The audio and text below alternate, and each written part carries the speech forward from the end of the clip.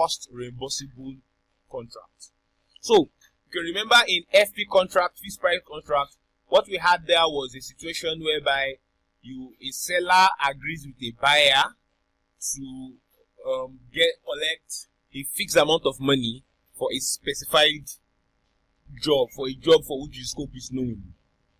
In T and M, what we had was, the buyer agreeing to pay the seller a particular fixed amount of money per unit of work. So if the unit now is per time, you are using timing. So what it means is you are paying per second, per hour, per month, per week, depending. And if it is per unit or per item, we are talking of maybe something payments per yard or payments per kilometer, like that. Now, in the case of the cost reimbursable contract, in this mode, the buyer is required to reimburse the actual cost of the work. So, whatever cost the seller or the contractor or the vendor incurs in the path of getting the work done, it would be refunded, or it would be, the buyer bears this cost. And then on top of the cost of work, the buyer now pays an agreed upon for the work. So cost reimbursable contract essentially is talking about whatever cost the seller says he has incurred will be refunded in full by the buyer, and then on top of that, you now have an agreed upon fee. So this is like the general understanding of the cost reimbursable contract. So the specified work in this case now is usually loosely defined in the contract. So this type of contract is used most of the time when the seller, the scope of the work is not fully clear, and then they are trying to get clarity as they move on. So because this is not clear, it will be difficult for the seller to agree to a fixed price, as in the fixed price contract, because he doesn't have an idea of what's the total amount of work we are trying to work on. So in this case, so it simply needs to say, okay, whatever my cost, you bear it, and then you pay me my own contract sum on top of this. So just like, think of the kind of the artisans we invite to come and fix issues for us in the house, electricians, plumbers, and all of this. They are going to give a total amount. They are going to do an estimate to say, okay, this is my quotation for total amount of what we want to buy. Item A cost this, item B cost this, item C cost this. So, and then on top of that, they can now add workmanship. That is, my own fee is this. So that's an example of cost reimbursable contracts, wherein the raw materials that the artisan will have to buy, you have to pay that. And then on top of all of this, you now get workmanship fee. So that's an example of cost reimbursable contract. Okay, so this contract is also called cost plus contract. So sometimes they call it CR, sometimes they call it CP. When it is CR, is cost reimbursable. When it is CP, is called cost plus contract. So let's just generally describe this cost reimbursable contracts again. First of all, this type of contract is used most of the time when the scope is undefined or it is loosely defined. What we mean by loosely defined is, unlike in fixed price contracts in which the buyer is able to gauge the quantity of work that is involved. But for this, you might not be able to gauge. And that is the reason why you just want to use this form of contract, wherein you don't have that risk of having to mention a fixed amount of money upfront for a kind of job that you really don't know how long to take you, how much of effort you put into fixing it. So, buyer provides acceptance when work is completed satisfactorily. Correct. Change of scope is generally allowed in this case. Is generally tolerated more in this kind of contract, simply because whatever the cost that the seller will incur, it will still be reimbursed by the buyer. So let them keep changing as they want. That's just one way of doing it. So the buyer is paying for all the extra costs arising. The buyer is paying for all the extra costs arising. Okay, on top of this, the price is not fixed. The price is not fixed, unlike in fixed price contracts. In this case now, what the buyer will be paying for is reimbursing the cost of the work and then the agreed upon fee. So all of these things are, the buyer is legally bound.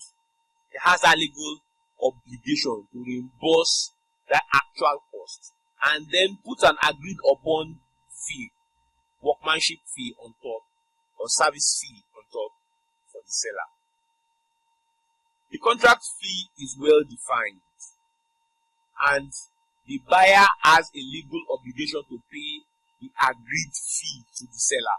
So this fee essentially is just, like the workmanship fee, the service charge, and all of these things. These can be agreed upon upfront. So who bears the risk?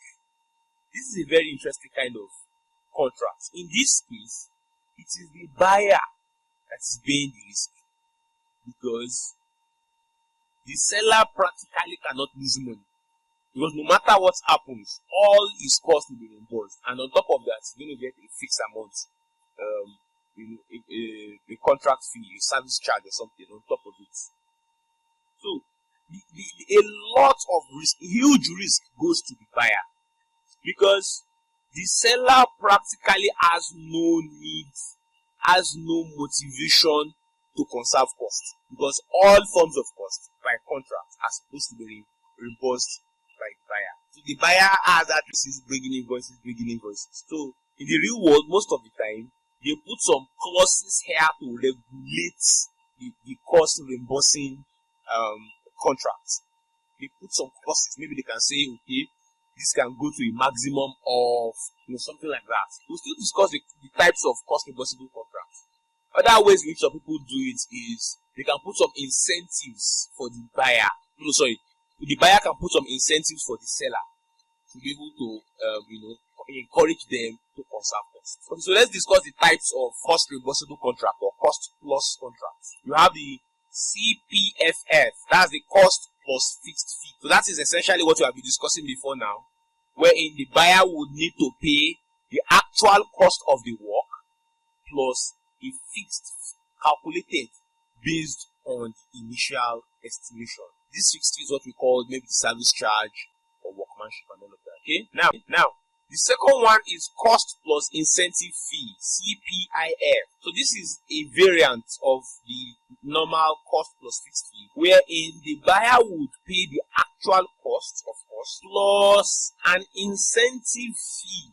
It's not a fixed fee in this case now, because when it is fixed, it's fixed. But in this case, it's not fixed, wherein what the seller gets on top of the actual cost is going to be a variable based on some mutually agreed predefined performance targets. So buyer gives the seller a reimbursement of actual cost and then an incentive fee based on some mutually agreed predefined performance targets.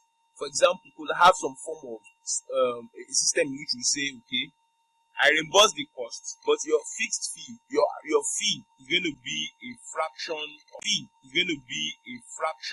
of whatever cost savings you have. For example, if you're able to have 20% cost saving, you have X amount of money on top. If you're able to have Y% of cost saving, you have something percent on top. So that kind of thing. So it's more of like a moving target and an incentive. So this way, it's expected that the seller should put in a lot of efforts to try to, meet the performance targets such that you have an increased incentive fee. Another form here is cost plus award fee. Cost plus award fee. In this case, the buyer would pay the actual cost plus a base fee plus an award fee based on the subjective evaluation of the seller's performance of the project.